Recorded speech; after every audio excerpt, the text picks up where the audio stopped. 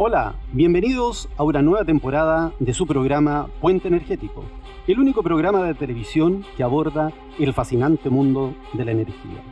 Como cada semana, tenemos importantes invitados quienes nos conectan con los temas de su interés. En el capítulo de hoy hablaremos de cambio climático y descarbonización. ¿Qué acciones se han tomado? ¿Cuáles son los compromisos adquiridos? ¿Y si lograremos alcanzar las metas impuestas? Sean todos bienvenidos, que aquí comienza Puente Energético.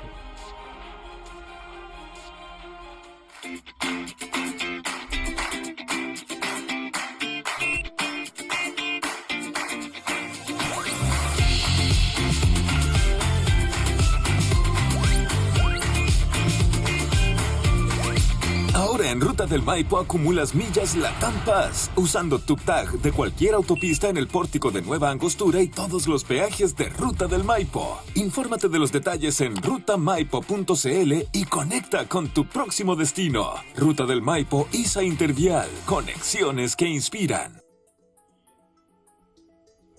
Bien, y para comenzar, como cada semana, quiero que saludemos y le demos la bienvenida a quien me acompaña en la conducción del programa Puente Energético.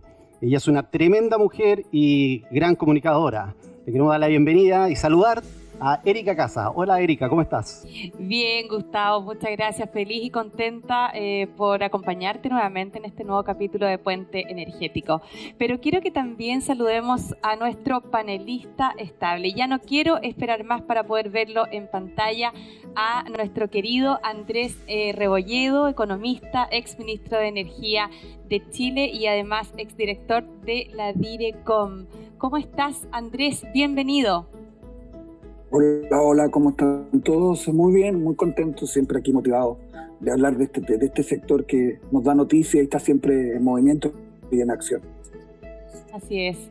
Gustavo, ¿te parece si saludamos a nuestros auspiciadores? Por cierto, que son las empresas que hacen posible que hoy día estemos hablando de estos importantes temas. Queremos saludar primero a la empresa Enel X, se suma en esta temporada. Así que gracias a Enel X. También saludar y agradecer a la empresa Mainstream, encargada de la generación de energía eólica. También saludar, que se suma en esta temporada, a la empresa ISA Interchile, una tremenda empresa de transmisión. Y finalmente agradecer a ING Tegral, una empresa de ingeniería que también nos acompaña en esta nueva temporada. Esas son nuestras empresas que nos ayudan a hacer este programa. Nuestras marcas que están respaldando además nuestro programa. Queremos además invitarlos a escribir, a conectarse con nosotros a través de nuestras redes sociales.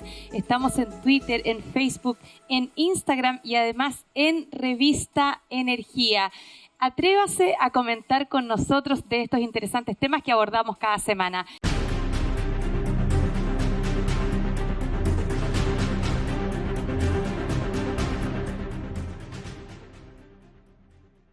Es una de las partes que a los televidentes les gusta, porque es la manera que podemos interactuar con ustedes que están allá en sus hogares, en trabajo, incluso algunos también pueden estar trabajando a esta hora. Por supuesto. Aquí está el primero. Oye, Marta Alonso Pellegrín, mira qué coqueta además se ve con ese gorrito. Gracias por escribirnos, Marta.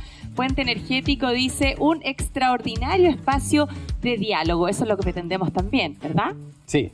La conversación, el diálogo es súper importante, sobre todo que así se formó y se forjó este sector de la energía. Mira, también tenemos a Caro Ferreira.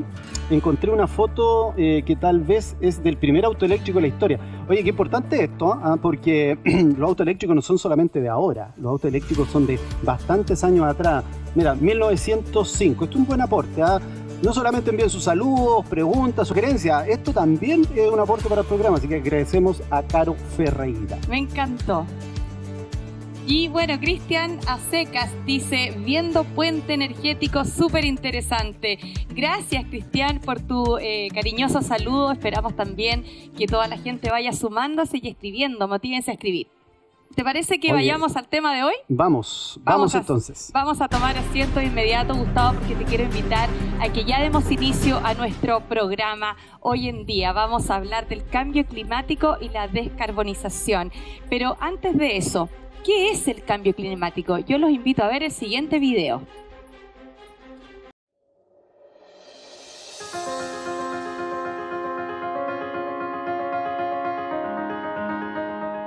el clima está cada día más impredecible.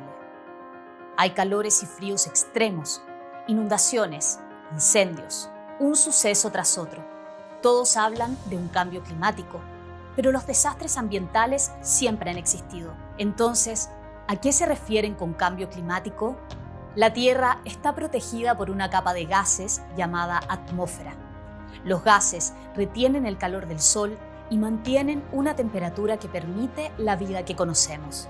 Esto es el efecto invernadero y es un proceso natural, pero el desarrollo industrial ha multiplicado las emisiones de gases de efecto invernadero, los que intensifican la densidad de la atmósfera y aumentan la temperatura promedio de la Tierra. Esto genera síntomas. Los síntomas son los que llamamos cambio climático. Tú dirás, pero en la historia siempre han ocurrido cambios climáticos. Claro que sí, pero esos cambios tomaban milenios en ocurrir. Nunca antes se habían emitido gases artificialmente y con tanta concentración. Ahora, si no hacemos nada, para el año 2100 podríamos llegar a aumentar la temperatura promedio en 6 grados. Las consecuencias son graves para todos los seres vivos. Las sequías hacen más escasa el agua. Los incendios forestales destruyen ecosistemas y viviendas. El derretimiento de los hielos aumenta el nivel del mar y causa aluviones y desastres naturales. Por eso, 197 países se han unido y han firmado el Acuerdo de París, con el objetivo de que la temperatura promedio global no supere los 2 grados.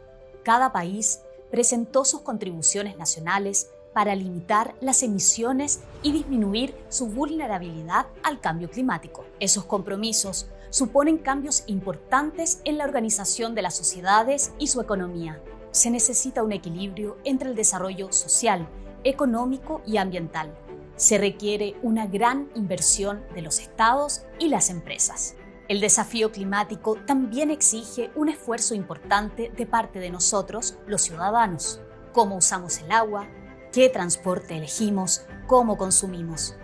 Todas nuestras decisiones dejan una huella en el planeta. Cada acción cuenta, cada acción suma y cada acción inspira. Es tiempo de actuar.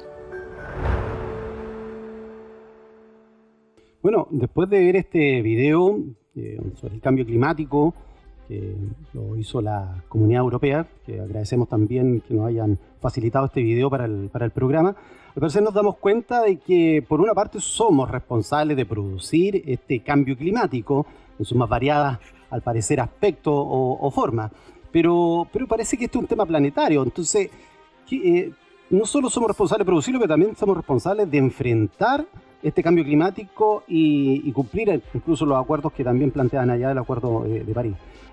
Andrés, me gustaría partir conversando un poco sobre esto.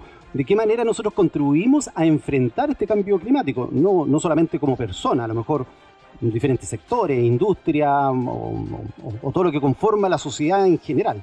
¿De qué manera podemos enfrentar este cambio climático? Mira, lo primero, Gustavo, es rescatar un elemento que tú dices ahí respecto a la globalidad del fenómeno. Efectivamente, esto es algo planetario. Si bien es cierto, tiene un efecto individual, personal, local, donde los territorios donde nosotros vivimos, y por lo tanto en ese contexto es importante su esfuerzo en esa dimensión de los gobiernos locales, de nosotros mismos como familia, pero también es fundamental lo que se haga a nivel global en el planeta, porque al final estos efectos respecto a lo atmosférico no respetan fronteras necesariamente, ¿no? Y en ese sentido, un primer elemento que siempre es importante resaltar, que tiene que haber una manera de organizarse globalmente, tiene que haber una gobernanza global de estos temas, como muchos otros que recorren el mundo y cruzan fronteras, ¿no? Y por eso que es tan importante que hayamos tenido un cambio político en Estados Unidos y que ese país, que es un país central respecto a las emisiones en el planeta, vuelva a esta conversación también para efectos de este esfuerzo global. Lo segundo, desde el punto de vista nacional, sinceramente yo creo que este es un esfuerzo colectivo también, es un esfuerzo desde el punto de vista de metas que la sociedad se tiene que dar, de políticas públicas asociadas a aquello, Para esos efectos, lo que podamos hacer en materia justamente de energía es absolutamente fundamental. Es lo que va a mover la aguja o no en materia de mitigación. Hay que seguir haciendo más verde la matriz de generación eléctrica. Hay que persistir en sacar vehículos fósiles del parque automotriz. Eso es algo que todavía está incipiente, que todavía falta mucho, pero la electromovilidad es un tema ineludible en la medida que esos vehículos eléctricos tengan como suministro, obviamente, electricidad limpia. Hay que avanzar en eficiencia energética. Eso quiere decir que las empresas, las personas, las familias tienen que tratar de adoptar tecnología, hábitos de consumo, en que sin dejar de hacer las mismas cosas en materia de producción o actividades personales, traten de ahorrar energía. Para esos efectos también se aprobó hace poco una ley en Chile y va a dar instrumentos para avanzar en eso. Por lo tanto, en energía es muy importante, ese probablemente de los principales sectores para efectos justamente de combatir el cambio. Claro que sí. Bueno, la palabra cambio climático es algo que venimos escuchando hace bastante tiempo ya, pero yo quiero preguntarte, Andrés, ¿por qué se ha tomado la agenda mundial este cambio climático? ¿Tiene que ver también con los daños que produce puntualmente? ¿Es eso? Mira, yo creo que hay una extensiva sensibilización respecto al tema de lo que es fundamental. Para esos efectos hay esfuerzos que han hecho muchos líderes mundiales incluso.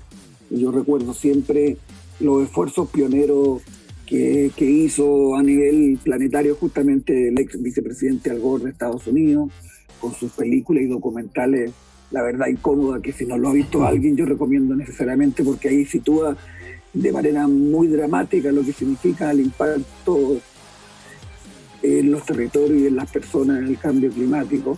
Y hoy día probablemente hay salvo que algunos por ahí probablemente sigan negando algunas cosas, así como hay gente que cree que la Tierra es plana, hay algunos que probablemente muy minoritarios que no creen en los efectos del cambio climático, pero esto es algo casi consensuado, lo que es muy importante. Obviamente porque lo vivimos en el día a día, en nuestros países, con los efectos y los fenómenos tremendos y en materia de climático en general, ¿no? Y en ese sentido creo que hay una mirada de consenso en ese plano, ¿no? Y dentro de aquello, como decía, lo que podamos hacer en energía, Chile ha tenido un liderazgo en ese contexto, creo que es absolutamente fundamental. Sí, lo que decías tú de Al Gore me estaba acordando relacionado con sus presentaciones. Creo que había una parte muy elocuente que decía el potencial solar de Chile y mostraba un gráfico.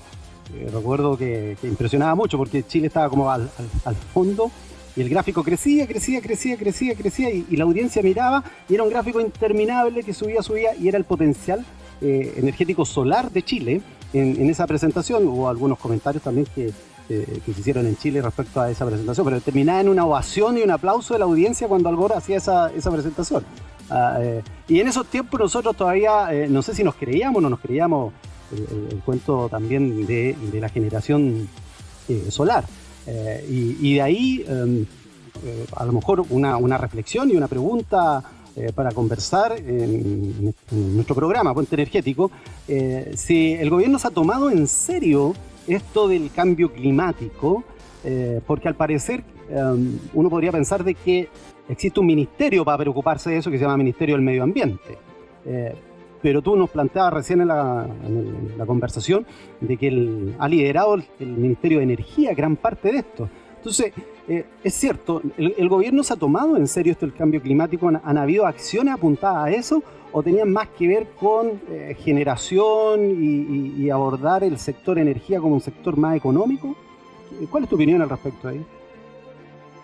Mira, inmediatamente, para terminar con una idea respecto a esta comilla estado de la presentación de cambio climático, creo que también lo que hemos vivido este año 2020, la pandemia, deja también en evidencia probablemente la intervención humana y lo que significa el efecto que en este caso tiene que ver obviamente con un virus, pero que es absolutamente global, es un ejemplo muy concreto de lo planetario de estos temas, y la necesidad en consecuencia de hacer algo y hacer las cosas distintas, sobre todo en la etapa post-pandemia, que ojalá sea pronto y tengamos las vacunas sobre todo, de manera tal de configurar una una recuperación económica sustentable y que eso sea no solo desde el punto de vista del impacto y la necesidad de generar crecimiento de empleo, sino que también en este sentido y como un objetivo a la vez de importante el combate del cambio climático. Respecto a lo que tú dices, Gustavo, mira, yo creo que efectivamente la energía es un sector fundamental, y porque yo hago ese énfasis, ¿no? Porque si uno toma la generación y el transporte, estamos hablando del 60-65% de todas las emisiones, y por lo tanto lo que hagamos ahí efectivamente es lo que va, como decía hace un momento, mover la aguja en materia de mitigación. A mí me parece que esto es un esfuerzo necesariamente colectivo. Esto no lo va a resolver solamente un ministerio. De hecho, hoy día hay una discusión súper interesante en curso en el Congreso para tener una ley de cambio climático en el país que pudiera llegar a consagrar además este objetivo colectivo de tener un país hacia el año 2050 carbono neutral, ¿no? Ahora, para que eso esa es una meta que se puso el gobierno, lo de carbono neutral al 2050. En meta impuesta por el gobierno, ¿cierto? Sí. Absolutamente, ¿no? Y además es una meta que, diría yo, está en línea con lo que están haciendo muchos países en el mundo. O sea, hasta China lo planteó hacia el 2060. Por lo tanto, claro, son plazos largos, pero bueno, también estos son siglos de intervención, de quema de fósiles, en fin, que ha tenido los efectos que tiene, ¿no? Pero yo creo que efectivamente en eso hay un consenso, pero no basta con que sea, por cierto, un ministerio, incluso no basta que sea solo el gobierno el que participe de este esfuerzo para, por ejemplo, alcanzar una meta de este carácter. Aquí es fundamental también el rol de las empresas, es fundamental el rol de las industrias. Ellas también tienen que asumir su propia porción de responsabilidad. Hoy día en Chile, tú sabes, Gustavo, no sé, 170 empresas consumen aproximadamente la mitad de la energía eléctrica, empresas industriales, mineras, en fin. Y ahí también hay un espacio importante donde ellos tienen que avanzar en materia de sus propios compromisos de carbono neutralidad o de mitigación y de cambiar sus procesos productivos, de adoptar tecnologías, ser eficiente energética, en fin, ¿no? Y eso obviamente lo harán las empresas en función de sus decisiones corporativas, pero habrá que crear instrumentos para hacer atractivo también aquello. Y en ese sentido, como digo, es el gobierno, es la empresa, es la sociedad civil que tiene que estar permanentemente sensibilizando esos temas.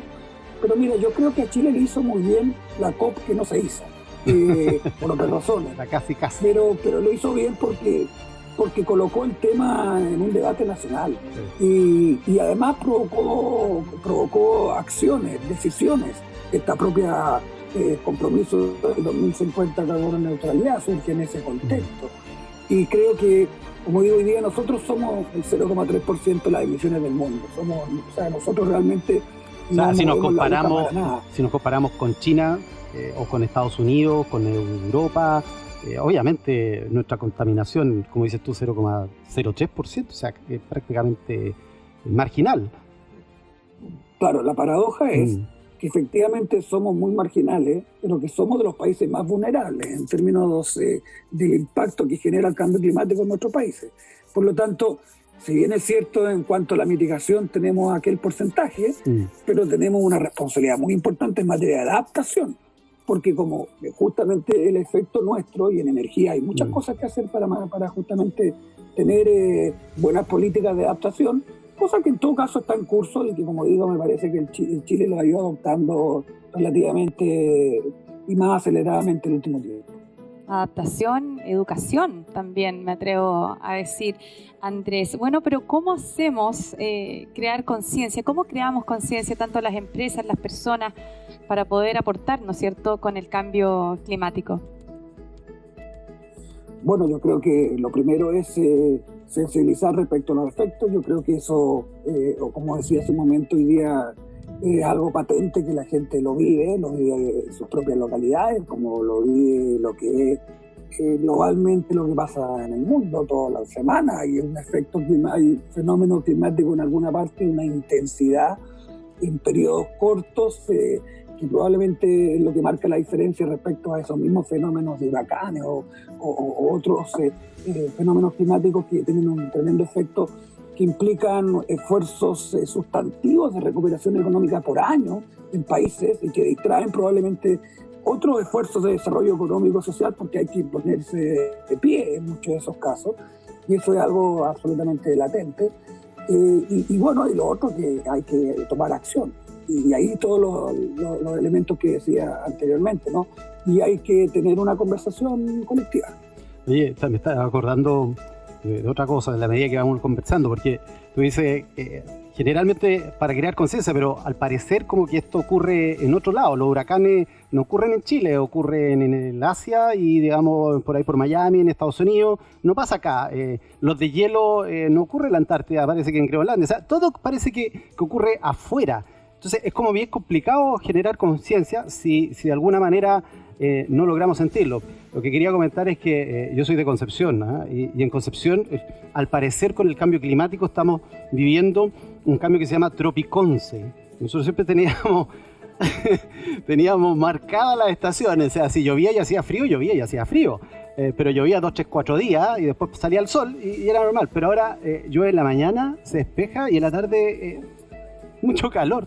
Entonces ha surgido esto del tropiconce como ejemplo de Concepción, no sé si en otras regiones, pero creo que es complicado, esto es complejo lo de la es bien especial esta región, Gustavo, tienes toda la razón.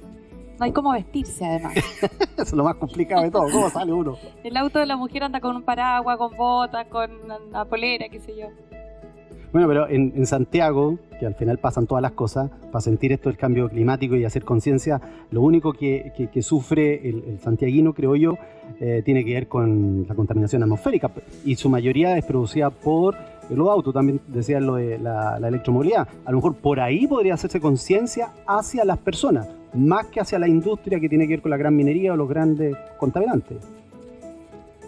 Ahora, nosotros, acuérdate también, a propósito de estos fenómenos particulares, ¿no he visto en Chile eso, no sé cómo se llama, esos remolinos grandes que uno ve en las películas? Tornados, los tornados. Algunos tornados en Chile que no estábamos acostumbrados, ¿no? Ahora, yo... Mira que en Chile ocurrieron todos. Bueno, hubo acá, nosotros lo tuvimos hace 3 años. Concepción y Los Ángeles. Concepción y Los Ángeles. Sí. Y en San Carlos recuerdo que también pasó uno, como dato. Nos toca de todo. Ahora, yo creo, Gustavo, que sí hay un fenómeno que es absolutamente fundamental en términos energéticos, en términos económicos, en términos agrícolas, que es la sequía. Sí. Y que nosotros vivimos años de sequía intensa, y eso, por ejemplo, requiere decisiones muy estructurales en materia de adaptación, lo que hablábamos, de tener en cuenta que el agua es un recurso escaso, y eso quiere decir que hay que compartirlo entre el que genera electricidad, entre el que riega a la agricultura y eventualmente incluso el que quiere tomar el recurso agua con un valor en el turismo, ¿no? La cuenca del Laja, por ejemplo, es un ejemplo perfecto de la combinación de la necesidad de tener esos tres activos, y el agua es cada vez más escasa, ¿no? Y por lo tanto ahí hay un fenómeno que lo vimos obviamente individualmente, pero que también tiene estos efectos sistémicos desde el punto de vista de sectores productivos distintos y particularmente la energía.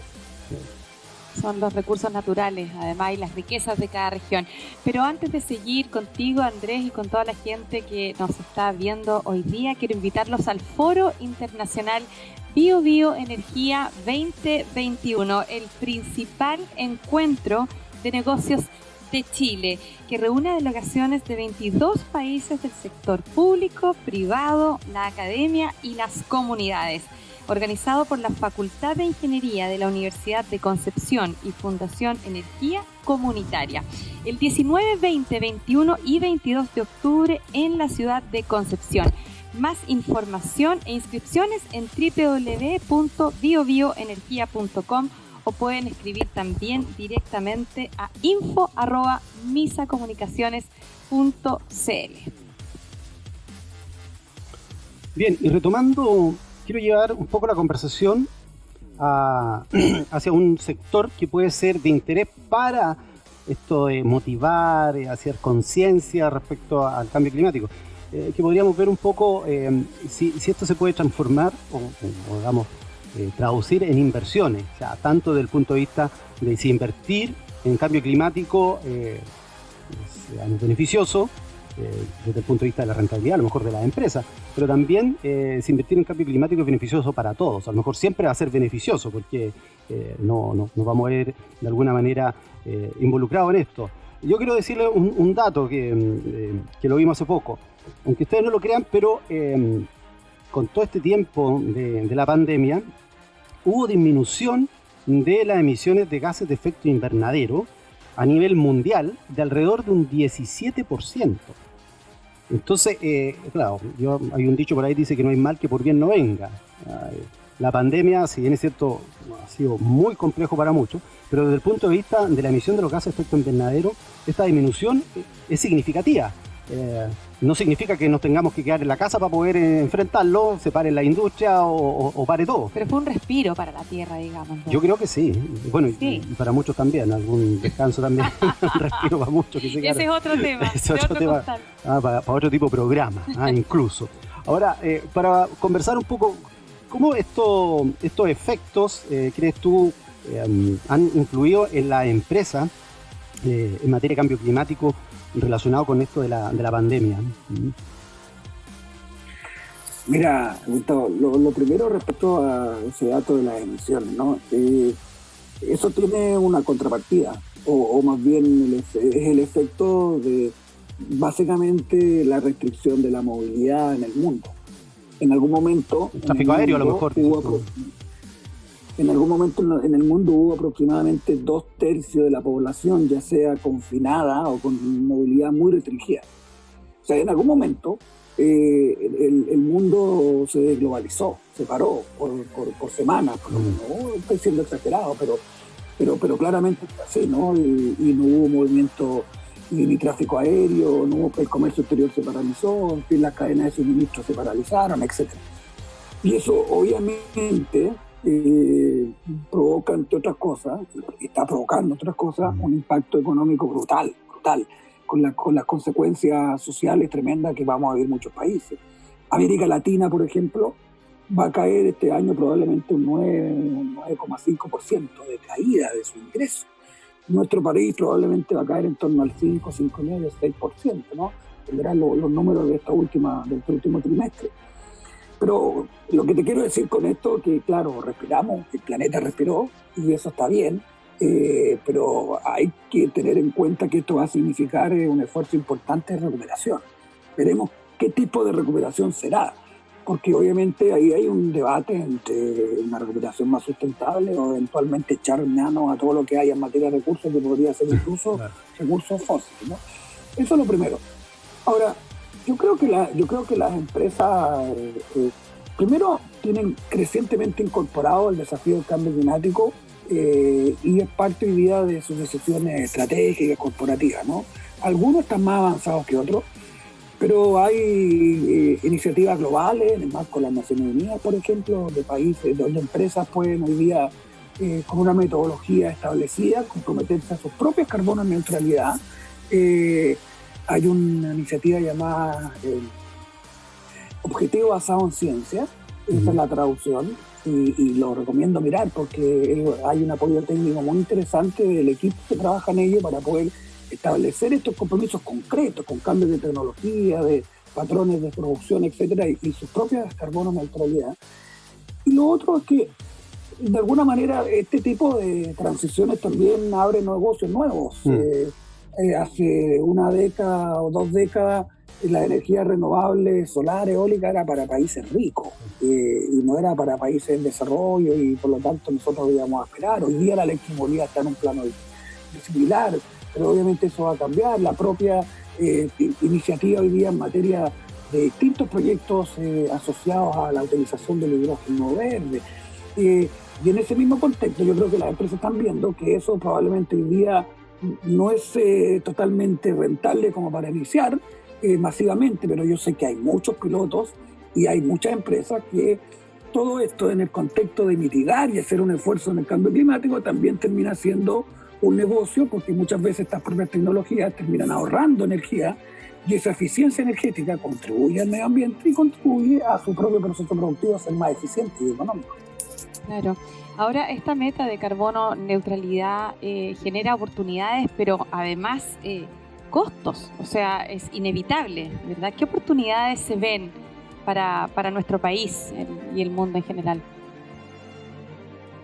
Bueno, hay un estudio que yo lo recomiendo, que se hizo creo que lo hizo uno de los gremios esto del sector eléctrico, donde no me acuerdo el guarismo, pero llega a una conclusión de que la carbono neutralidad termina siendo un buen negocio para el país, con lo que significa un esfuerzo en inversiones, y en eso efectivamente es verdad, Erika, hay un costo para el país, para las empresas, pero lo que significa este ahorro del que me refería anteriormente, y cómo eso impacta también en mayor productividad en la propia empresa, y eso finalmente es rédito económico, y en ese contexto la carbono neutralidad como país termina siendo un buen negocio, ¿no? Claro, es una transición donde se requiere un esfuerzo financiero, y la empresa y el sector financiero también tiene que estar alineado con aquello. Dado un poquito el sector financiero también hoy día tiene instrumentos verdes, créditos verdes, eso también es relevante porque el sector financiero tiene que acompañar al sector productivo tradicional para efectos de ir generando estas inversiones, y yo sinceramente creo que al final del camino, y ojalá que sea lo más antes posible, que a propósito, por ejemplo, de la descarbonización, no el 2040, sino que el 2030, por ejemplo, al final del camino es un buen negocio para el país y para las empresas que se involucran. Sí, mira, tú hablaste de la COP25 en un momento también, y esto de la inversión, la empresa en Chile, somos un país chico. Chile fue sede casi de la COP25, pero finalmente se realizó y tuvimos alguna participación protagónica allá en Madrid, España, donde finalmente después se efectuó la COP25. Pero surge, yo creo que una pregunta de cajón. Somos un país pequeño, somos pocos millones de habitantes, sí, contaminamos, de acuerdo, tenemos una gran minería, tenemos cierta industria importante, la celulosa a lo mejor también, pero ¿qué podría motivar a un país como Chile para empezar a ser sede de la COP25 y sumarse o alinearse a los desafíos que planteó las Naciones Unidas? Bueno, sí, efectivamente fue una COP cuya anfitrión fue Chile, pero se hizo en Madrid. Yo creo que eso, bueno, la verdad es que perdimos un poquito de fuerza de poder haber terminado, lamentablemente, pero bueno, por otras razones no se hizo. Lo primero respecto a tu pregunta, Gustavo, yo creo que hay probablemente una dimensión que escapa de esta discusión específica sectorial, pero tiene un valor bien relevante, sobre todo en el tiempo. Hay un objetivo de política exterior. O sea, si yo hago y organizo una reunión tan importante como la COP en mi país, este país tiene visibilidad global, y eso tiene un valor en política exterior y un valor en economía, porque supone movimientos, acciones, decisiones, iniciativas que muchas veces se traducen incluso en inversiones en el tiempo. Por lo tanto, lo primero es que si es verdad que somos el 0,3% de las emisiones, somos el 0,3% del comercio, somos el 0,3% del PIB global del mundo, eso es más o menos Chile, 0,3% en el mundo. No obstante, uno ha tomado acciones de política pública o en el ámbito privado que le ha dado algún sello de liderazgo al país en distintos ámbitos a lo largo del tiempo. Y eso es algo que uno puede exponer y ofrecer, comillas, para organizar una actividad de este tipo, ¿no? Y eso tiene un valor muy relevante en un país que es internacionalizado. O sea, nuestro país depende de manera muy fundamental de lo que pase más allá de nuestras fronteras.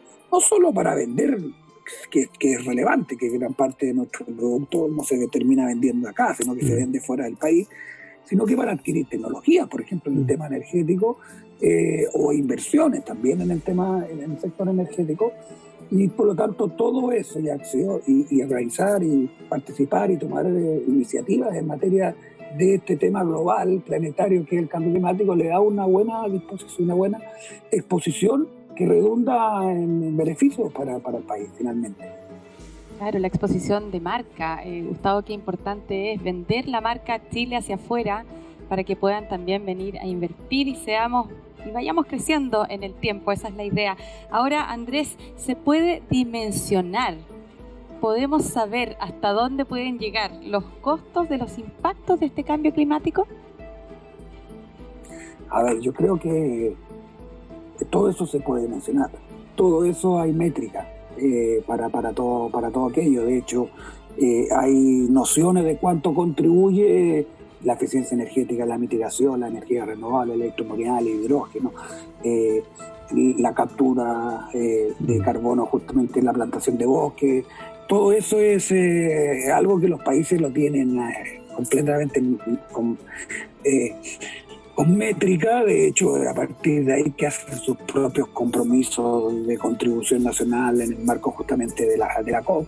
Ahora lo que para mí es claro, que cualquiera de esas métricas va a ser siempre superada en términos del impacto negativo si no hacemos nada de aquello o nos rezagamos en hacer esos esfuerzos. Quiero decir, la principal métrica en términos de impacto aquí negativa pudiera ser no comprometerse y no impulsar que el mundo y el resto se comprometa, porque nosotros podemos hacer lo que podemos hacer, pero necesitamos además que el resto del mundo, los que tienen la espalda, los que contribuyen en 15, 10%, 20% de todas estas, individualmente me refiero, ya sea como país o como continente, realmente también toman sus decisiones, y en eso también tenemos responsabilidad de tratar de mover la frontera de las decisiones y el compromiso.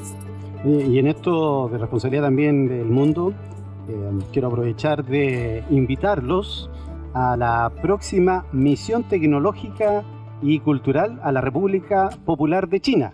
Si queremos conocer también la segunda economía del mundo, y en esto también que estamos hablando del cambio climático, es importante conocer otras culturas. Los quiero invitar a que participen en esta misión tecnológica y cultural del 26 de octubre al 10 de noviembre del año 2021. Van a haber reuniones de negocios, hay visitas a fábricas, encuentros bilaterales con autoridades de gobierno y también actividades culturales. Todo esto serán parte del programa que se podrá realizar visitando las ciudades de Beijing, Shanghai y Suzhou en China. Para los que quieren inscribirse, ahí también está apareciendo el correo electrónico, es info@misacomunicaciones.cl. Las fechas de inscripción hasta antes del 15 de septiembre, por cierto, del año 2021, y podrán conocer todo lo que está desarrollando en materia de tecnología, pero también en materia de economía, en la misión tecnológica y cultural a la República Popular de China. Y retomamos con una pregunta para esta conversación que estamos haciendo acá en Puente Energético, el programa de energía. Estamos conversando con Andrés Rebolledo, exministro de Energía y también exdirector de la Dirección de Relaciones Comerciales de la Cancillería de Chile. Andrés, aquí estos temas están como muy candentes en este último tiempo, ha sido incluso más rápido. El retiro anticipado de las centrales a carbón, ¿fue una decisión pionera del gobierno o acelerada? Y si fue del gobierno o no fue del gobierno. No me respondas porque me vas a responder a la vuelta de comerciales. Vamos a hacer un pequeño intermedio. Me parece. Así que vamos a esta pequeña pausa. Ya volvemos acá en su programa de energía, Puente Energético.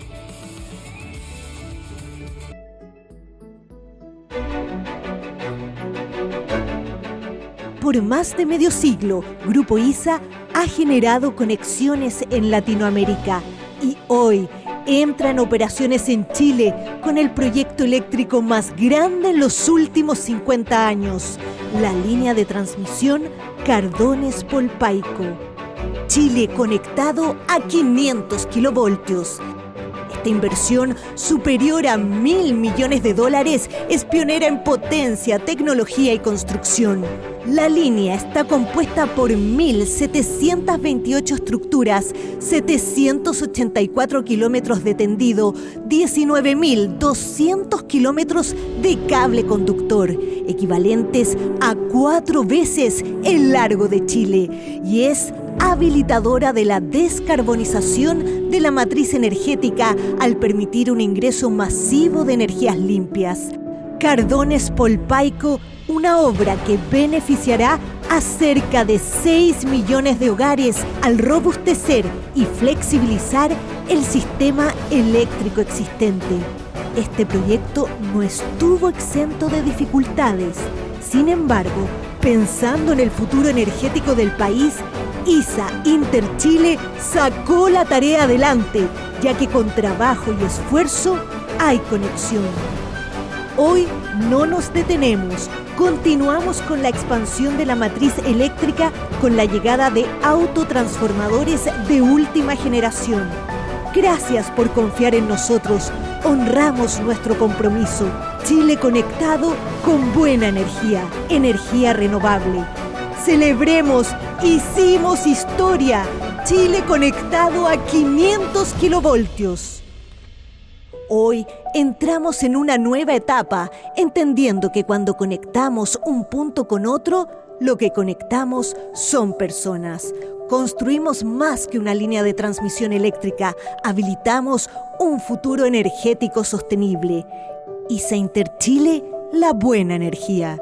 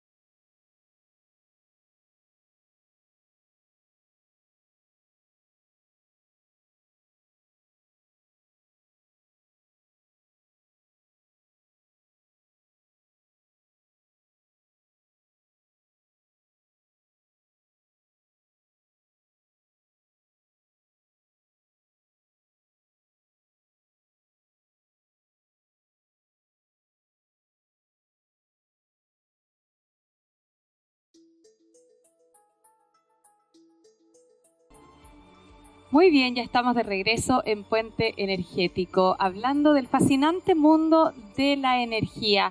Hoy es el turno de hablar de cambio climático y descarbonización. Estamos para eso junto a nuestro panelista estable Andrés Rebolledo, economista, exministro de Energía de Chile y además exdirector de la DIRECOM.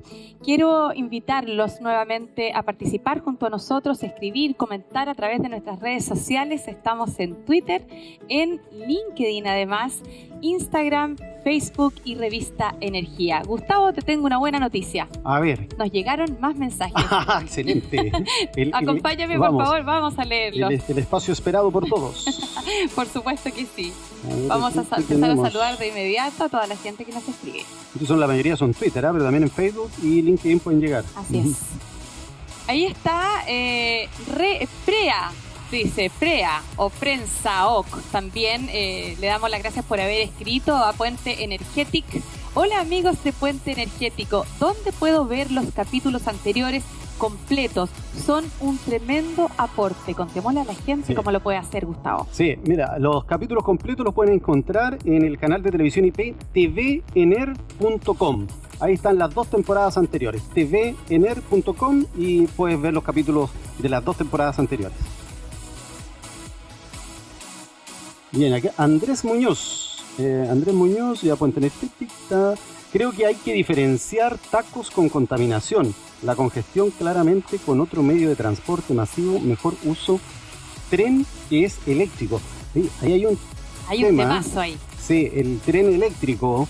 A Concepción iban a llegar unos nuevos trenes, pero hay más que eso, no solamente los actuales trenes, sino que la conexión de Chile en tren. A lo mejor podemos hacer un capítulo y hablamos sobre esto de los trenes eléctricos. Me encantaría poder hacer un capítulo de eso, sobre todo porque hay países que ya los están implementando. ¿Vamos con el último? Daniela Contador, gracias Daniela por escribir. En respuesta a Puente Energético dice: me encanta el programa, sobre todo la presencia de mujeres en una industria de mayoría hombres. Y por supuesto, vamos por la electromovilidad. El desafío serán los puntos de carga. Bueno, también hemos tenido harto interés en que participen mujeres en el programa y es cierto, así que van a seguir no solamente Erika, que es la que conduce el programa, sino que también vamos a tener importantes invitados del rostro femenino. Lo que pasa es que las mujeres ya las estamos llevando, Gustavo. Están en todas partes. Vamos a sentarnos porque vamos a iniciar el segundo bloque de nuestro programa de hoy. En la primera parte ya estuvimos hablando, pero de todo acerca del cambio climático, pero ahora vamos a cambiar un poco el tema. Nos vamos a quedar hablando de energía, por supuesto, pero vamos a hablar de lleno de descarbonización. Y para introducirlos al tema, quiero invitarlos a ver este video.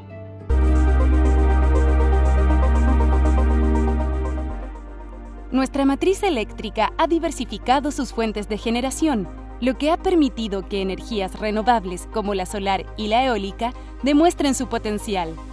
Sin embargo, aún el 40% de nuestra electricidad proviene de centrales a carbón, las que hoy son responsables del 25% de las emisiones totales de CO2 equivalentes del país, y las cuales tienen efectos negativos sobre el medio ambiente y el clima, a través de la emisión de contaminantes locales y de gases de efecto invernadero. El Ministerio de Energía, en su Ruta Energética 2018-2022, propuso iniciar un proceso para la salida y/o reconversión de las centrales termoeléctricas a carbón de la matriz eléctrica, a través de un acuerdo entre las empresas y el Ministerio de Energía. De esta forma, se creó la Mesa de Retiro y/o Reconversión de Unidades a Carbón, integrada por las empresas propietarias de centrales a carbón, el sector público, organizaciones de la sociedad civil, representantes de universidades y otros actores como la GIZ. La mesa analizó las consecuencias de la salida de las unidades a carbón en cuanto a la seguridad y la eficiencia económica del sistema eléctrico nacional, la actividad económica local y los aspectos sociales y medioambientales asociados. Esta instancia fue un espacio para que distintos actores, desde lo global hasta lo local, pudieran por primera vez analizar y aportar antecedentes sobre el desafío de la descarbonización de la matriz eléctrica de Chile como un extenso ejercicio de sostenibilidad.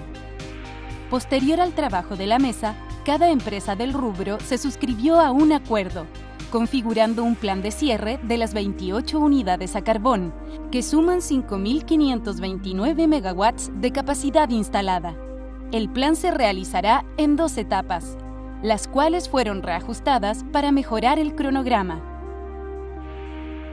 La primera de ellas, de corto plazo, considera un compromiso para retirar de operación 10 unidades en 5 años, que corresponde a un 25% de la capacidad instalada, que ya comenzó en junio de 2019.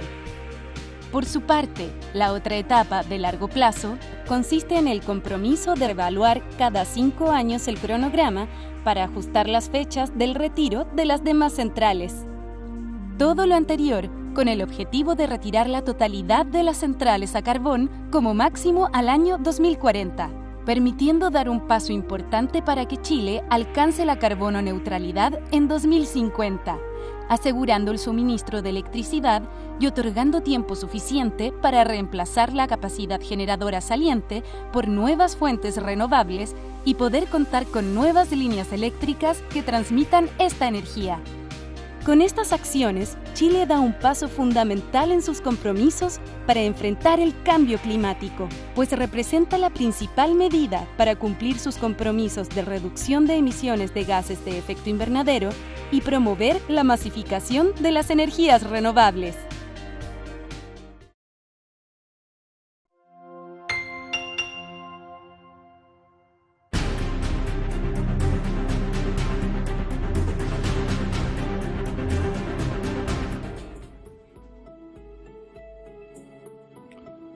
Estamos de vuelta de ver este video que lo hizo el Ministerio de Energía. En este segundo bloque del programa estamos abordando no solo el cambio climático, sino que ya específicamente lo que es descarbonización, el concepto de no más carbón, veíamos ahí los compromisos que el gobierno está teniendo y un completo video introductorio de lo que es la descarbonización hoy día en Chile. Pero surge esta pregunta que dejamos pendiente en el bloque anterior cuando estábamos terminando y no íbamos a comerciales, esta primera tanda de comerciales. Si este retiro adelantado de las centrales termoeléctricas a carbón ¿fue una decisión pionera o fue una decisión adelantada? ¿Fue decisión del gobierno o fue una iniciativa de la empresa privada? Creo que eso no lo dice el video. Ahí yo creo que la experiencia tuya, Andrés, nos puede contar mucho sobre esto. Efectivamente, Gustavo, lo primero, y antes de responder directamente a tu pregunta, siempre es bueno notar que la descarbonización es más que sacar plantas de carbón. Yo sé que esto lo hemos dicho, pero hay que machacarlo. Más que sacar las plantas de carbón del parque de generador eléctrico, que es muy relevante, sino que también limpiar electricidad. Ahí estaban los tweets de electromovilidad que tú leías anteriormente. Y por cierto, tratar de limpiar en algunos procesos productivos que increíblemente todavía usan combustibles fósiles, ¿no? A mí me tocó, a propósito de experiencia, inaugurar por allí algunas calderas que usaban carbón todavía, convertirlas a gas en alguna industria, incluso hospitales en el sur de Chile. Imagínate, estoy hablando hace 4 años atrás, no tanto, ¿no? Por lo tanto, la industria también tiene un rol en ese sentido en la descarbonización. Respecto a tu pregunta, yo creo que los parámetros también explicados en el video. Yo creo que hay que hacer un énfasis de algunos de los elementos que conversábamos anteriormente. Por ejemplo, estos compromisos globales. Una de las cosas que de alguna manera activó, gatilló, motivó este primer acuerdo de descarbonización, que fue en enero del 2018, al terminar el gobierno de la presidenta Bachelet, que se sentaron a la mesa el gobierno y las empresas voluntariamente, fue el hecho de que Chile quería asumir compromisos internacionales en este sentido. Por lo tanto, ahí hay un buen ejemplo que lo global, lo internacional, termina de alguna manera generando decisiones nacionales de la envergadura y la importancia como es el programa de cierre de las carboneras. Que luego, obviamente, esto continúa con el gobierno del presidente Piñera, que se establece ya un cronograma en los plazos que se indicaban en el video. Una primera etapa hasta el 24, pensando en el término y en el cierre hasta el 2040. Pero aquí hay un elemento que me parece relevante destacar, Gustavo, es que el propio acuerdo este último establece que cada una cantidad de años, cada 5 años, las partes nuevamente se tendrían que sentar para ver si hay espacio para poder adelantar ese cierre establecido en el cronograma largo. A mí me parece que con lo que ha venido pasando, de esas 28 carboneras al 24 y en estos años, bueno, y las últimas semanas, hacia finales del año 2020, se cierran varias importantes, todo eso de alguna manera adelantado, porque además tecnológicamente todo lo que ha pasado en el mundo ha permitido aquello, adelantado ese cierre. Por lo tanto, yo creo que no hay que esperar 5 años para sentarse de nuevo a evaluar eventualmente un adelantamiento de las fechas, porque yo creo que sinceramente la tecnología, los precios y salvaguardando la seguridad del sistema, la competitividad del sistema, los precios bajos, yo creo que hay espacio de adelantar el 2040 hacia, por ejemplo, en torno al año 2030, lo que sería una muy buena noticia, y por lo tanto creo que esa descarbonización podría seguir siendo un elemento de liderazgo respecto a la transición energética de nuestro país. Sí, claro. Disculpa interrumpir ahí un poco, pero como para seguir la línea, cuando hablamos de carbono neutral, nos referimos a la matriz eléctrica de Chile, porque si nos remitimos, hay zonas todavía en Chile que se usa el carbón no solamente para hacer un asado, por decirlo de alguna manera. Sí, por algo simple, digamos. Claro, más simple el ejemplo, pero tiene que ver con la matriz energética. Ahora, ahí había una discusión importante y por eso esto de que se reunían cada cierto periodo para evaluar si se adelanta o no la salida de estas centrales, precisamente para mantener el sistema eléctrico, porque sacar una cantidad significativa de megawatts del sistema eléctrico significa que, de alguna manera, los técnicos, sobre todo en esta área, habría que suplirlo de alguna manera. Y ahí están las energías renovables no convencionales que que estaban llamadas a suplir eso. Pero técnicamente podrían haber algunas dificultades y no lo quiera Dios, ni mucho menos que tengamos un blackout, un apagón en algún momento por falta de generación. Ahí esa discusión también me imagino que hubo en su momento, Andrés, con la parte técnica, o en este caso el operador eléctrico, el Sistema Eléctrico Nacional, el Coordinador Eléctrico Nacional. Absolutamente. Yo creo que ese es un tema que ha estado delante de la conversación desde el comienzo hasta ahora, ¿no? Obviamente que cualquier cronograma que se acuerde tiene que ser con responsabilidad, y dentro de lo cual obviamente, como tú indicas, uno tiene que tener siempre la certeza de que no vaya a haber un desajuste en el sistema. Este es un mercado particular donde la oferta con la demanda tiene que estar calzada al todo segundo, ¿no? Por lo tanto, efectivamente, son elementos que estuvieron y están hoy día en la conversación. Ahora, yo sinceramente creo que hay oferta suficiente en el sistema. Hoy día, de hecho, tenemos más oferta que demanda, en términos de capacidad instalada en el país, y sobre todo lo que hay en proyección y en el tiempo es una gran cantidad de tren de inversiones hacia los próximos años en materia de energías renovables, que de alguna manera le siguen dando esa seguridad al sistema. Claro, la mayor parte de esa es tecnología variable hasta ahora, y por lo tanto no está disponible 24 horas, pero resalto esa expresión hasta ahora porque esto también va a ir cambiando, y vamos a tener energía limpia 24 horas por la vía de distintas fuentes de almacenamiento, por ejemplo, ¿no? Y por lo tanto, es por eso que yo me atrevo a decir que creo que existe ese espacio, porque desde el punto de vista tecnológico y de seguridad eso está cubierto, y sobre todo, y eso es parte de los estudios que también se hicieron, tampoco desbarajusta lo que uno podría concebir como la proyección de precios en el sistema eléctrico, que es, la verdad, un elemento central que Chile sufrió mucho por muchos años. Si hasta el 2013, 2012, 14, Chile tenía una matriz sucia, sucia en el sentido de contaminante, muchos fósiles de carbón, y cara. Y por lo tanto esto es algo que uno tiene que valorar y cuidar para efecto también de la proyección. Ahora, yo creo que eso se ha hecho con responsabilidad, y aquí cabe un punto que a mí me importa resaltarlo, en el sentido de que además se ha hecho en un contexto de voluntariedad, es decir, voluntariedad que pasa a ser cada vez más vinculante, porque compromisos públicos pasan a políticamente tener mucho más relevancia, pero no ha habido, como en otros países, una transferencia directa del Estado que ha subsidiado empresas que terminan sacando algunas plantas. Aunque sí, en los últimos cierres, a mí lo que no me gustó es ese concepto de reserva estratégica, donde se le permite a alguna de estas plantas mantener un cierto pago por una cantidad de hasta 5 años, que termina implicando o incorporando y poniendo una carga a todo el resto del sistema, por ejemplo, las propias energías renovables. A mí me parece que eso no fue una buena decisión, y ojalá que de alguna manera también eso se analice, porque cambia un poquito también no haya sido eso, términos del acuerdo. ¿No haya sido eso la motivación para el cierre adelantado de algunas centrales?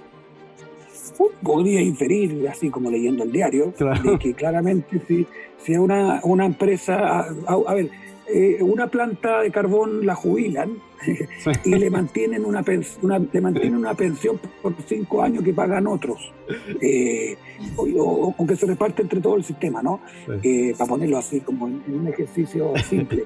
Y claro, uno podría, leyendo el diario, como te digo, suponer que hay una motivación para cerrar antes porque tenía esa cierta espalda financiera durante un tiempo.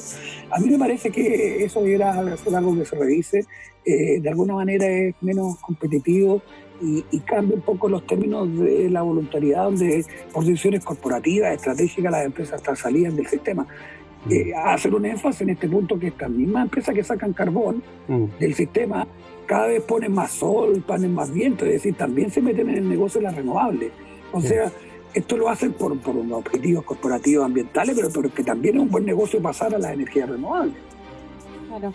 Ahora, muchas veces esta iniciativa de descarbonización, ¿no es cierto?, es voluntaria, lo decías tú mismo, en las empresas, pero en el caso de Alemania, por ejemplo, donde el gobierno es el que motiva a estos cierres, ¿qué pasa con Chile? El gobierno en Chile, ¿cómo es la incidencia, ¿no es cierto?, del gobierno para este tema? Mira, es una buena pregunta, Erika, porque de alguna manera permite compartir también la evidencia de que el sector eléctrico chileno es muy particular, porque no tiene presencia de propiedad pública en ninguno de sus segmentos del mercado eléctrico, a diferencia de muchos países, ¿no? Eso es como primer elemento. Lo que hay ahí son sectores más competitivos, regulados, monopolios naturales, pero donde participan empresas nacionales, extranjeras, cada vez más, por ejemplo, a empresas chinas. Hoy día el debate aquel que hemos vivido en los últimos 6 meses, pero es completamente público en ese sentido. Y segundo, el cambio que ha hecho Chile en materia de la transición y la incorporación masiva de renovables, lo ha hecho con cambio regulatorio, con una planificación, pero no lo ha hecho poniendo plata del Estado, no lo ha hecho con subsidio. Eso da más sustentabilidad también al propio proceso de transformación. Chile tiene otras prioridades y sus recursos tienen que ser, esa es mi opinión, tienen que ser gastados probablemente en prioridades sociales que hoy día están además mucho más latentes que nunca, ¿no? Y por lo tanto uno tiene que, y todos los ministros de Hacienda finalmente uno cuando está en distintas posiciones pelea con ellos, pero los termina entendiendo, porque los recursos, en la lección 1 de economía, ¿no? Los recursos son escasos, las necesidades múltiples, y a mí me parece que este sector se las puede batir por sí sola. Ahora, hay que evitar medidas como las que decía anteriormente, ¿no? El famoso, hay muchos acrónimos en este sector, el famoso ERE, de manera tal de que no se distorsione tampoco dentro del sector la competencia. Pero el Estado yo creo que no tiene necesariamente que jugar un rol activo en términos de subsidiar, porque se ha mostrado que es posible hacerlo. Tiene que ser fino y pertinente en su regulación, eso sí. En esto mismo del carbono neutral, incluso, bueno, se me ocurren 2 cosas, pero después voy a ir a la pregunta. A lo mejor la próxima constitución política de Chile debería trabajarse para eso. A lo mejor hay un apresuramiento para llegar a un carbono neutral antes, de tal manera que quede instalada en la carta magna del país. Ahí hay un tema que pudiésemos conversarlo también en su momento. Pero hoy día estamos sacando las que son a carbón, que en su mayoría son centrales de 50 años. Ya estamos hablando de medio siglo. Si bien es cierto, sus tecnologías se han ido adaptando un poco, pero son centrales que están bastante, digamos, con tecnología muy, muy antigua. Pero todavía quedan las que son centrales termoeléctricas a gas o diésel, que todavía están operando. Ahí surge una reflexión que creo que en el capítulo anterior también algo lo conversamos. La función del gas como un elemento intermedio, no solamente desde el punto de vista de que hay algunas centrales termoeléctricas funcionando, sino que además que puedan dar estabilidad al sistema eléctrico nacional para potenciales desequilibrios en el caso de esta salida masiva de megawatt del sistema. Ahí el gas está cumpliendo una función hoy día. Sí, claro, sin duda. A ver, varias cosas dijiste, Gustavo, que son interesantes. Primero mencionar lo de la Constitución, hoy el proceso constituyente. Es algo inevitable en cualquier conversación en que uno perfile desarrollo de sectores productivos del país, porque claramente va a determinar el debate en lo inmediato, pero obviamente va a configurar el país institucional y políticamente en los próximos varias décadas, ¿no? Y en ese sentido, claro, a mí me parece, claro, yo no creo que quede allí establecido Chile será carbono neutral. Quizás, no, yo no creo. Yo creo que lo que sí uno podría asegurar que conceptos como desarrollo sustentable y asociados a algunos de ellos al cambio climático probablemente van a quedar de alguna manera expresados si uno lee lo que está pasando en el país. A mí me parece que eso es medio impajaritable, ¿no? Y me parece bien, en todo caso, en la medida que se establezca con la modalidad establecida para los efectos, los 2/3 en todo ese debate, ¿no? Lo otro es que la carbono neutralidad yo creo que efectivamente está determinada por decisiones locales, pero también globales. Creo que eso también es algo que uno tiene que siempre tener en consideración. Y la globalidad no solo tiene que ver con lo que yo me puedo comprometer en la COP o en determinados foros internacionales, sino que tiene que ver con lo que pasa tecnológicamente también afuera. Es decir, hace 10 años a lo mejor no era imaginable comprometerse a carbón neutralidad porque las tecnologías no eran costo eficientes todavía. Y hoy día, claro, tengo tecnologías que me permiten imaginarme un sector renovable, llamémosle convencional, porque el sol y el viento probablemente cada vez ya no son no convencionales, por la importancia de la penetración en la matriz, y porque tengo también, como digo, ese cambio global tecnológico en materia de eficiencia y de acceso a esa tecnología que me permite imaginarme ese cambio. Y por lo tanto, es por eso que hace algunos años decíamos que íbamos a hacer un 70% renovable el año 2050. Esa era la meta que se estableció por allá a mediados del gobierno de la presidenta Bachelet. Hoy día ya no se habla del 2050, hoy día se habla del 2030, del 2040, y se habla no del 70%, del 90%. Y algunos incluso dicen que porque no somos 100% renovables. Ese es un punto de llegada, y yo realmente creo que eso es posible. Precio y tecnología mediante y cambio es lo mismo, tecnológico quiero decir. Pero claramente esto no puede ser de un día para otro, por eso es lo que hablábamos, la seguridad, en fin, y uno tiene que salvaguardar los elementos que hemos conversado. Y en ese contexto habrá que usar la tecnología que probablemente es menos contaminante, sin duda, no probablemente es menos contaminante que el carbón o el diésel, y que podrá ser en ese plano una tecnología de transición, entendiendo que el objetivo, yo creo que siempre tiene que ser y dejar establecido es en algún momento ser 100% o no. Oye, antes de seguir, yo quiero aclarar algo, Gustavo. Gustavo habló de industrias a carbón de 50 años, y yo te digo que yo estoy cerca de los 50, pero no me veo tan antigua. No sé tú, Gustavo, pero por lo menos en mi caso... No se va a volver a repetir este error garrafal que acabo de cometer. Por Dios. Oye, quiero invitarlos también a participar del Foro Internacional Bio-Bio-Energía 2021, que ya tiene fecha definida. Vamos a estar acompañándolos el 19, 20, 21 y 22 de octubre. Está organizado por la Facultad de Ingeniería de la Universidad de Concepción junto a la Fundación Energía Comunitaria. No se olviden, 19, 20, 21 y 22 de octubre del 2021 en la ciudad de Concepción.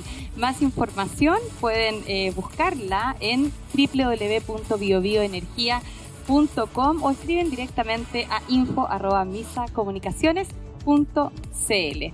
Continuamos con el programa de hoy. Qué interesante hablar primero el cambio climático, y ahora estamos ya nadando, diría yo, sobre la descarbonización, que es un tema fascinante. Y quiero seguir contigo, Andrés, conversando de este tema.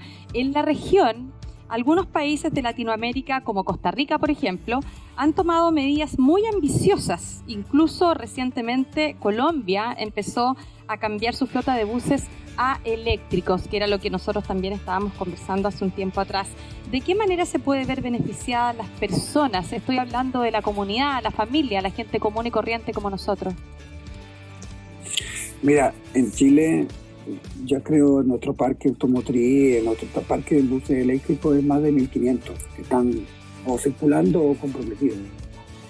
Ya hay 3-4 electroterminales funcionando, ¿no? Lo que ha además significado cambios importantes en la infraestructura, en los lugares que se instalan, porque imagínense la potencia de lo que estamos hablando cuando tienen que estar, 100 buses cargando, ¿no? O una cantidad de ese tipo.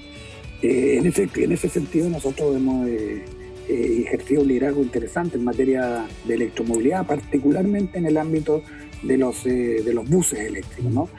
Y a propósito de tu comentario, Erika, de la familia y de, llamémosles, el usuario, el consumidor de este transporte, hace algunos meses salió una encuesta al transporte público en Santiago de 1 a 7, y la nota obviamente más alta se le llevaba a los buses eléctricos, porque entre otras cosas no solo que no tienen ruido, sino que están mejor dotados, hay cargador, aire acondicionado, etcétera. Bueno, y el atributo eléctrico también es valorado por la gente, ¿no? Y por lejos, era algo así como 6,4, 6,5% por lejos del Transantiago, digamos, fósil, por decirle, por ponerlo en algún título. Y por lo tanto la gente lo valora. Y además hubo cosas interesantes. A lo que son de Santiago, varios de ellos tenían recorrido a una comuna que iba en alto, que más bien está en alto, ¿no? Que es Peñalolena, allá arriba, cerca de en alto.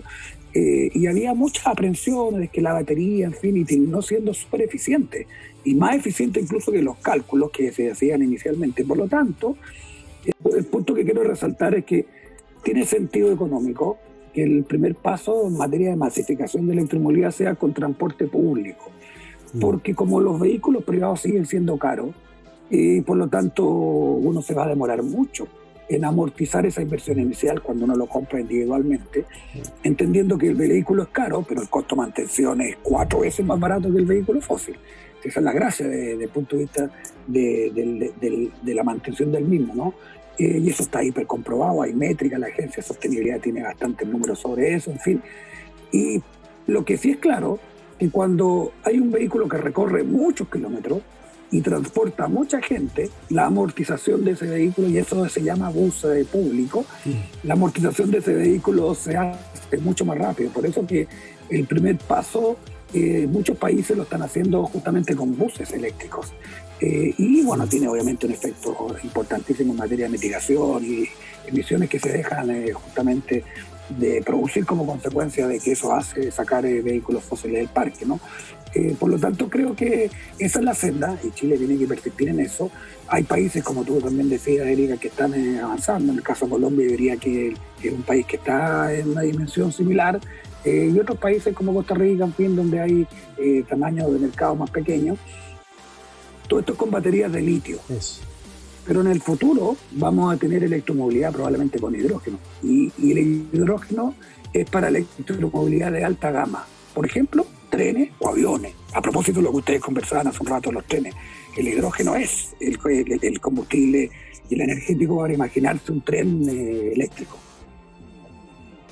Oye, sí, la minería a lo mejor también puede tener lo que es hidrógeno. Yo recuerdo que Arnold Schwarzenegger tenía una Hummer y funcionaba hidrógeno cuando era gobernador y circulaba por todos lados. Pero era caro tanto el vehículo como generar hidrógeno en su momento. Tienes toda la razón, había olvidado ese episodio de Arnold Schwarzenegger. Así Qué bueno es. Que lo recuerdes. Así que, claro, los de alta gama podrían perfectamente usar el combustible de hidrógeno. Ahora, el transporte, sí, la electromovilidad, sí, energía también. Hay algunos datos que tienen que ver con qué tan rápido va esto de la electromovilidad o el cambio. Tú bien decías, Andrés, que Colombia está avanzando tan rápido que hace muy poco hubo unos compromisos de compra de nuevos buses eléctricos en Bogotá, y que si se concreta eso, estamos hablando de que van a tener más buses eléctricos que Santiago, y Santiago estaba liderando toda esta transición también en buses eléctricos.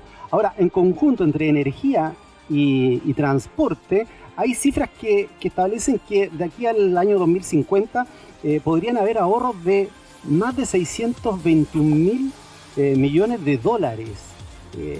Eso, bueno, la pregunta cae de cajón siempre. ¿Qué tanto beneficio va a repercutir en el bolsillo de las personas en esto? Pero yo quiero llevarlo a qué tan rápido va esto de esta transformación en el sector transporte, particularmente de la electromovilidad. Si bien es cierto, con los buses eléctricos como primer incentivo, pero después tendría que ir al incentivo de los buses, o sea, de los autos particulares.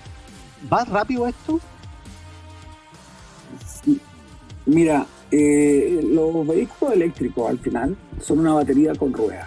Sí. Y tienen una ¿cómo se llama? Mecánica mucho más sencilla, obviamente, que los vehículos fósiles. Y por lo tanto, lo central del precio, del costo, es justamente la batería. Y hay previsiones de todo tipo. Bloomberg lo hace permanentemente respecto a la caída del precio de la batería de celdas de litio de manera dramática en los próximos años. De hecho, yo que vengo siguiendo este tema, la paridad precio entre vehículos eléctricos y vehículos fósiles hace algunos años la situaban hacia allá el 2040. Hoy día algunos hablan incluso hasta el 2025 o 2030. ¿Cuánto cuesta un auto eléctrico del más barato? No, hoy día el más barato en Chile cuesta aproximadamente 25 millones. Sí. Hay, oye, interesante, hay mercado segunda mano ya. El otro día veía que hay vehículos eléctricos que tienen 1 o 2 años no quiero decir aquí la marca, pero que se están vendiendo, por ejemplo, a 18 millones. Ahora, yo no sé si todavía la gente se atreve a comprar de segunda marca. Vamos, las baterías duran una cantidad de años, pues hay que cambiarlas. Entonces también eso es una cosa que hay que... Pero con ese precio todavía está un poquito alejado, a lo menos de este humilde conductor. No, son precios que no están al alcance. Sí. No sé, con eso no se masifica, sin duda. Sin embargo, Andrés, se están igual, las inmobiliarias, las constructoras están hoy día también construyendo casas que ya tienen sus adaptadores para los autos, ¿no es cierto? Están siendo más visionarios. Entonces eso quiere decir que también podría haber una baja quizás de ese precio en un tiempo corto. Mira, efectivamente las inmobiliarias están en ese ejercicio, lo colocan como parte del marketing hoy día, pero también es importante, por ejemplo, resaltar que hoy día tenemos electrolinera desde La Serena hasta Puerto Montt. O sea, hoy día esta ansiedad de carga que había hace un tiempo, que salías en el auto y no sabías si llegaba, a mí me pasó porque teníamos en el Ministerio un vehículo eléctrico y a veces si me iba rápido al Congreso, al Paraíso, y tenía que ver dónde podía cargar. Pero hoy día alguien no lo pueden usar de excusa para los parlamentarios no llegar al Congreso. Eso dices tú, que ya no se podría usar como excusa. No, hoy día no, porque hoy día hay electrolinera, hoy día hay estaciones de carga. Y como digo, tú podrías, hoy día de hecho la gente ya hace esos viajes desde Puerto Montt hasta La Serena. Ahora, claro, todavía no hay ultra rápida y por lo tanto todavía tienes que demorarte por lo menos una media hora, 40 minutos cargando. O sea, todavía hay cosas pero hay empresas importantes del mundo de la distribución de los, ¿cómo se llama?, gasolina, en fin, que hoy día tienen un circuito importante en materia de electrolinera. Por lo tanto, efectivamente el sector se ha ido adelantando. Todo esto que hablamos de los buses eléctricos, el que ejerció un rol importante fueron empresas eléctricas. El que financió los primeros buses en Chile fue Enel. Sí. Después entró Engie, en fin, que no tiene que ver con buses, pero claro, ellos obviamente lo que venden son electrones, y el peaje de la distribución para llevarlo donde tiene que cargarse. Y la medida que haya más, mira, el otro día sacaba una cuenta en Chile, se toma hoy día el parque automotriz eléctrico, ahí circulando 250 megawatts. Eso aproximadamente hoy día está, que no estaba antes, y hoy día están. Porque estos buses, esos son, ¿cómo se llama?, nuevo consumo eléctrico, en ese sentido, y esto solo va a crecer. Ahora, respecto a tu pregunta de cuál rápido, en fin, hay todos estos elementos, pero hay un dato que me parece ineludible respecto a estos temas, cómo uno puede proyectarlo. Los países fundamentales hoy día, ya sea el 2030, 2040 o antes, ya tienen metas concretas, oficiales, de dejar de distribuir vehículos fósiles y solo vender vehículos eléctricos. Hoy día Noruega, hablábamos de Colombia y América Latina, pero vámonos al mundo desarrollado. La mitad de los vehículos eléctricos de Noruega hoy día que se comercializan todos los días son eléctricos. Tú caminas por las calles de Noruega y tú estás en un supermercado y afuera está la estación de carga para cargar mientras está en el supermercado, o en fin, en una serie de otros comercios, ¿no? Los chinos, California, hace algunos días también estableció meta 2030, California, la octava economía del mundo como tal. Sí. Inglaterra, hace algunos días también estableció en 2030. Las empresas automotrices también han determinado que van a salir de los fósiles y entrar a los eléctricos. Por lo tanto, creo que todo eso lo que hace es ponerle presión a la baja y la competitividad de la batería. Claro. Ahora, también si nos vamos al concepto de desempleo, que es una palabra que hemos venido escuchando hace bastante tiempo, además, el cierre de estas industrias a carbón, de estas centrales a carbón, van a generar mucho desempleo.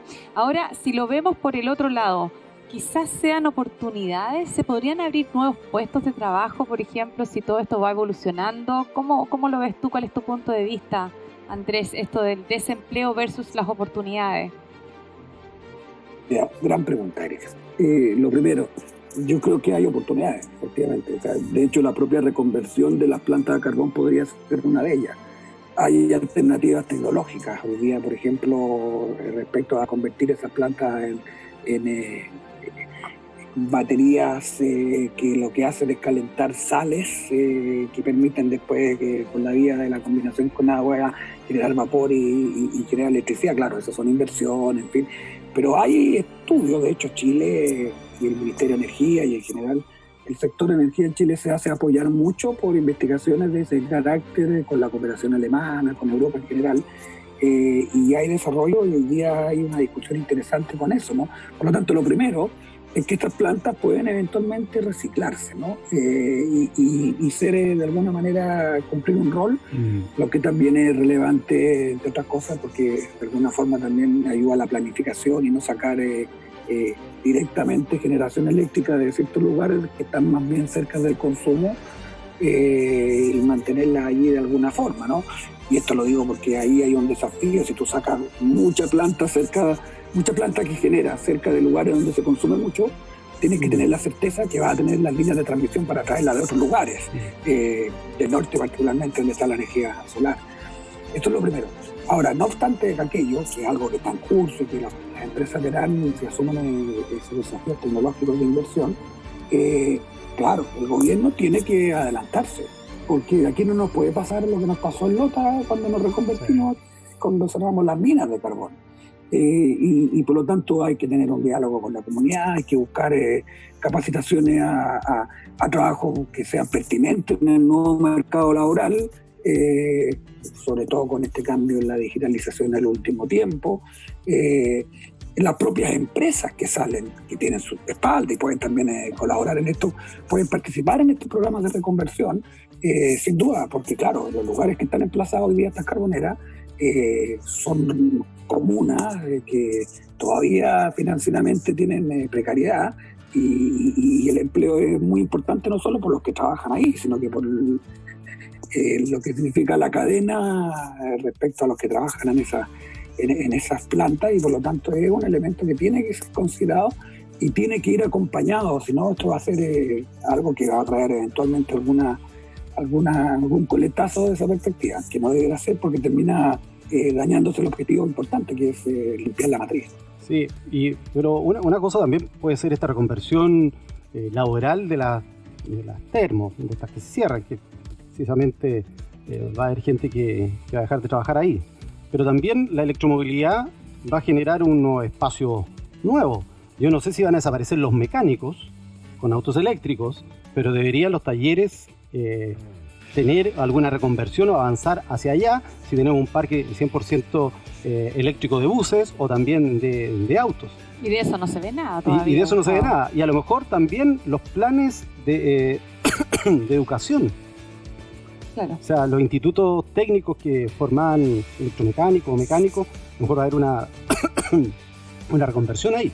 Y de todo eso, yo creo que una buena instancia es poder conocer lo que están haciendo otros países en esta materia. Y los quiero invitar a participar de la misión tecnológica y cultural a la República Popular de China. Esto se va a realizar del 26 de octubre al 10 de noviembre del 2021. Van a haber reuniones de negocios, van a haber visitas a fábricas tecnológicas, reuniones bilaterales, conocer de primera mano lo que es la segunda economía del mundo, del 26 de octubre al 10 de noviembre del 2021. Para los que están interesados en inscribirse y ver qué es lo que está haciendo esta nación en materia de tecnología, en materia de energía, incluso en esta transición energética, la carbono neutralidad, el cambio climático y todos estos temas. Info se veía una imagen también del tren magnético, el único tren magnético en el mundo lo tienen los chinos. Entonces, para conocer todo eso, los invitamos a inscribirse en info@misacomunicaciones.cl antes del 15 de septiembre y podrán conocer de primera fuente esta segunda economía y participar de la misión tecnológica y cultural a China. Tenemos ya llegando al final de nuestro capítulo, tanto así que se me cayó hasta ¿cómo le llaman? El sonopront, la muela, etc. Es que por ahí nosotros también escuchamos mejor todo.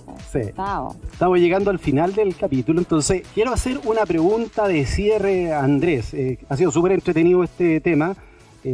realmente un tema de vanguardia, el cambio climático, lo que está haciendo Chile en materia de descarbonización. Así que, esta es una pregunta de juégatela. A 5 años del cierre de todas las carboneras, la pregunta del millón: ¿será posible alcanzar esta meta? Me refiero a Chile. 30 segundos, 40 segundos para poder responder, Andrés. Bueno, yo creo que Chile tiene todas las condiciones para adelantar esa meta del 2040. Creo que ha hecho un buen uso de la tecnología que está hoy día disponible, ha generado los cambios regulatorios para esos efectos.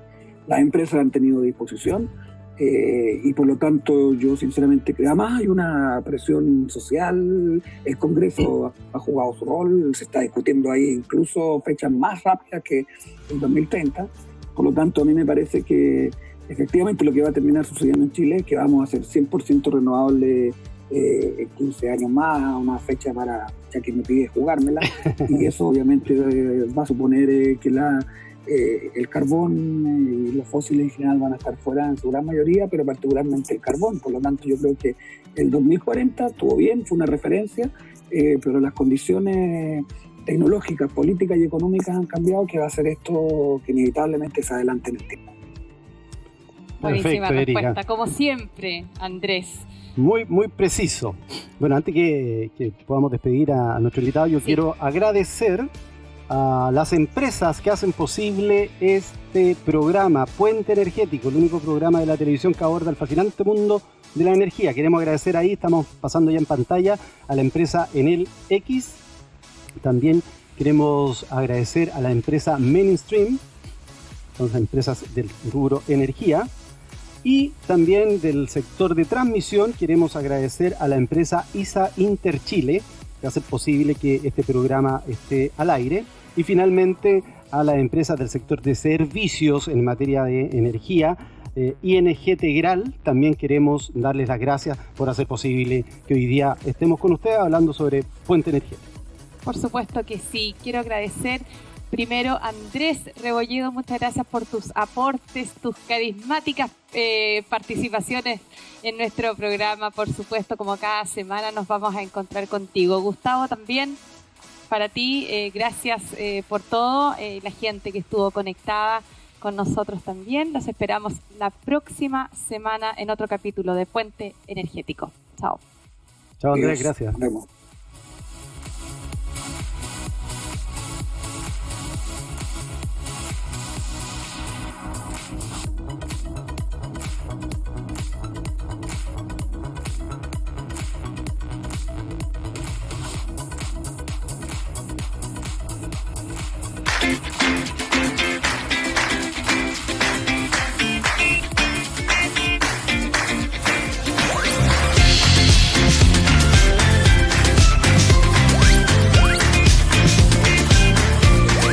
Ahora en Ruta del Maipo acumulas millas Latam Pass usando tu tag de cualquier autopista en el pórtico de Nueva Angostura y todos los peajes de Ruta del Maipo. Infórmate de los detalles en rutamaipo.cl y conecta con tu próximo destino. Ruta del Maipo, ISA Intervial. Conexiones que inspiran.